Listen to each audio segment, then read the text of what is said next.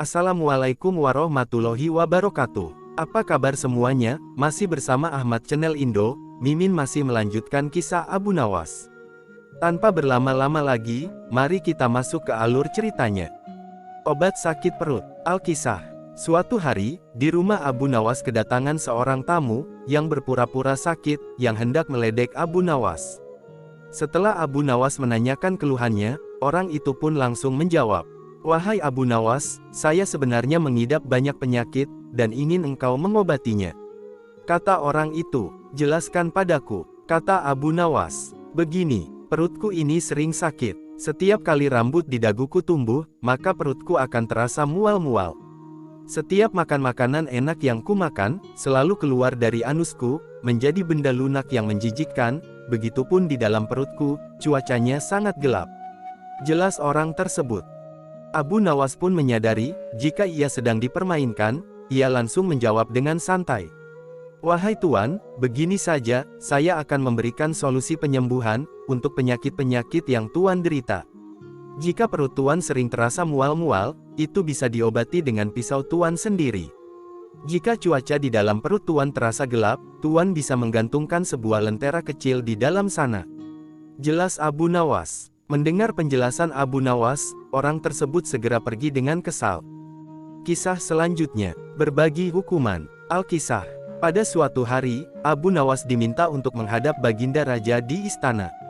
Ia diundang untuk menghibur Baginda, yang sudah lama rindu akan tingkah pola Abu Nawas. Setelah berbincang-bincang sambil bersenda gurau cukup lama, tiba-tiba terlintas di benak Baginda, untuk kembali menguji kecerdasan Abu Nawas, yang selalu lolos dari segala hukuman Baginda. Baginda kemudian berkata kepada Abu Nawas, wahai Abu Nawas, besok datanglah kembali dan bawalah ibumu ke istanaku, nanti engkau akan aku beri hadiah 100 dinar. Kata Baginda Raja Harun al-Rasyid. Abu Nawas sangat kaget sekali, mendengar titah rajanya. Bagaimana tidak, Baginda Raja sudah sebenarnya tahu, jika ibunya telah lama meninggal dunia, bahkan Baginda ikut melayat ke rumahnya.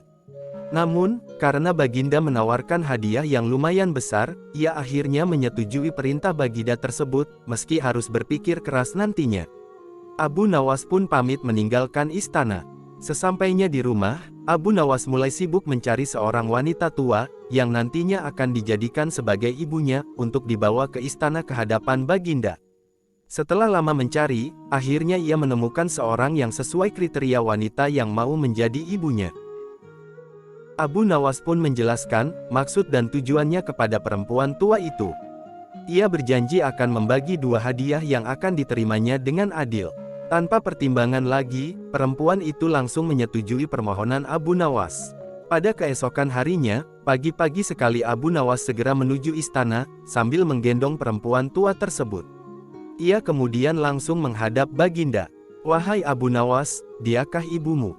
Tanya Baginda. Benar tuanku, inilah ibuku, beliau sudah tua dan kakinya lemah, sehingga hamba harus menggendongnya ke istana. Tutur Abu Nawas kepada Baginda Raja. Benarkah engkau ibunya Abu Nawas? Awas jika engkau berbohong, maka aku akan memberi hukuman untukmu. Jelas Baginda, kepada perempuan tua itu. Mendengar ucapan Baginda, perempuan tua itu ketakutan sekali, sehingga ia membuat pengakuan yang sebenarnya, bahwa semua itu adalah sandiwara Abu Nawas untuk mendapatkan hadiah dari raja. Baginda Raja tertawa lebar, beliau pun sangat gembira, karena dapat menghukum Abu Nawas, yang selama ini selalu lolos dari hukuman. Abu Nawas akan diberi hukuman sebanyak 100 kali pukulan. Wahai Abu Nawas, karena engkau berjanji kepadaku, akan membawa ibumu ke sini, aku pun berjanji akan memberimu hadiah 100 dinar, akan tetapi engkau tidak bisa memenuhi janjimu. Dari itu, engkau harus dihukum dengan 100 kali pukulan. Kata Baginda senang. Dalam kondisi terdesak itu, Abu Nawas langsung memutar otaknya, mencari jalan keluar dari masalah yang sedang dihadapi. Bukan Abu Nawas namanya, jika ia tidak bisa memikirkan cara, dari setiap permasalahan yang meskipun sangat sulit.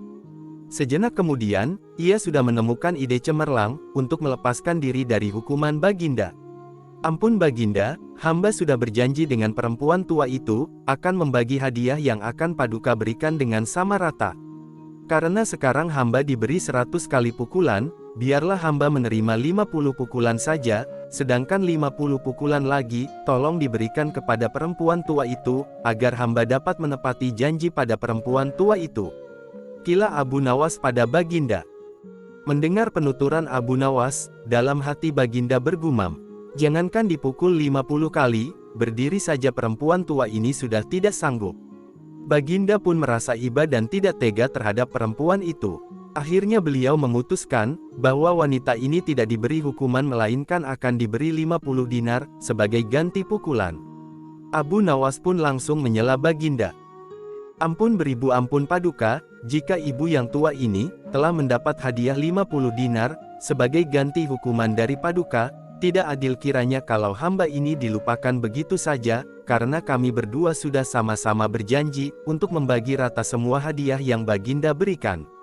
Protes Abu Nawas. Karena merasa perkataan Abu Nawas juga ada benarnya, Baginda pun terpaksa memberi Abu Nawas hadiah sebesar 50 dinar, dan tidak jadi dihukum. Abu Nawas pulang dengan wajah senang dan berseri-seri. Kisah selanjutnya, yang berjudul, Mirip Baginda. Al-Kisah. Diketahui jika istri Baginda Raja Harun ar-Rasyid, tidak menyukai Abu Nawas. Banyak tingkah pola Abu Nawas yang membuat dirinya jengkel, sehingga ia sangat membenci Abu Nawas. Dari itu, untuk meluapkan kekesalannya terhadap Abu Nawas, Permaisuri sering memanggil Abu Nawas ke istana, hanya untuk memarahi dan memaki-makinya saja. Suatu hari, ketika menghadap Baginda Raja di istana, Abu Nawas ditanyai oleh Baginda. Kabarnya kemarin engkau dipanggil Permaisuriku ya? Abu Nawas. Benar Baginda, jawab Abu Nawas. Sepertinya engkau pasti dimarahi, dan dicaci maki lagi seperti biasanya, kata Baginda sambil tersenyum. Bukan Baginda, jawab Abu Nawas. Loh, jadi untuk apa juga engkau dipanggil, jika bukan untuk dimarahi seperti biasanya? Tanya Baginda penasaran. Permaisuri hanya mengatakan, jika hamba ini sangat mirip dengan Baginda. Sama-sama menyebalkan, jawab Abu Nawas. Baginda Raja pun tertawa terpingkal-pingkal, mendengar jawaban Abu Nawas. Beliau mengetahui, jika sebenarnya Abu Nawas memang dipanggil Permaisuri untuk dimarahi.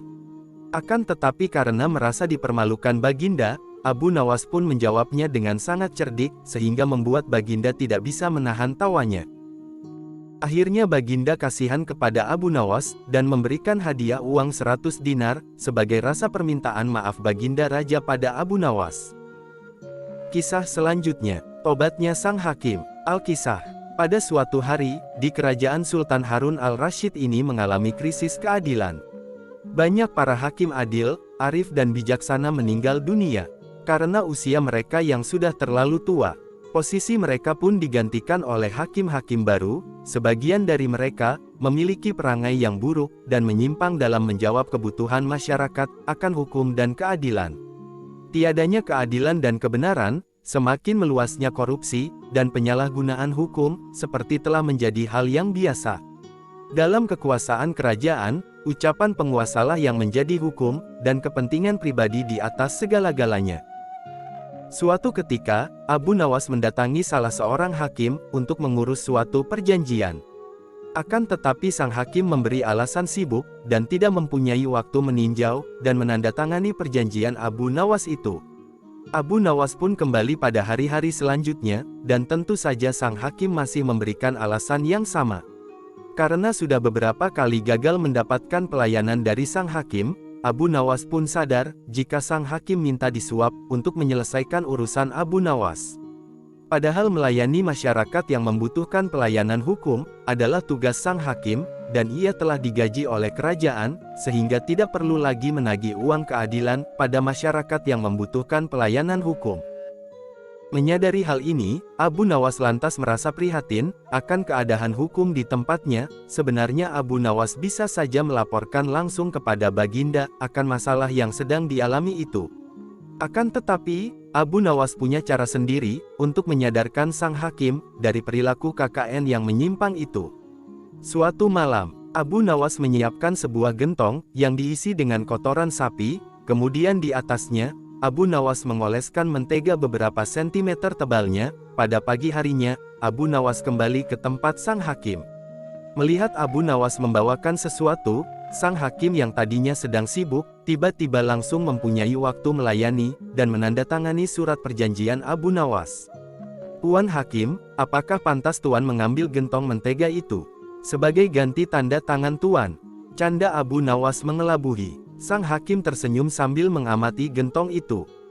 "Ah, engkau jangan terlalu dalam memikirkannya," kata si hakim mulai terjebak tipu muslihat Abu Nawas. Hakim tersebut lantas mencolek sedikit mentega, dengan ujung jarinya lalu mencicipinya. "Wah, enak benar mentega ini," kata sang hakim. "Iya, sesuai dengan ucapan Tuan, jangan terlalu dalam mencolek menteganya," canda Abu Nawas lagi. Abu Nawas pun segera meninggalkan tempat sang hakim, setelah mendapatkan tanda tangannya. Seusai bertugas, sang hakim pulang dengan hati yang riang gembira. Dibawanya gentong itu lantas dipanggillah istri dan anak-anaknya, untuk bersama-sama memakan makanan pemberian Abu Nawas itu. Awalnya mereka sekeluarga sangat menikmati mentega itu. Namun begitu lapisan mentega itu habis, mereka mulai memakan kotoran sapi.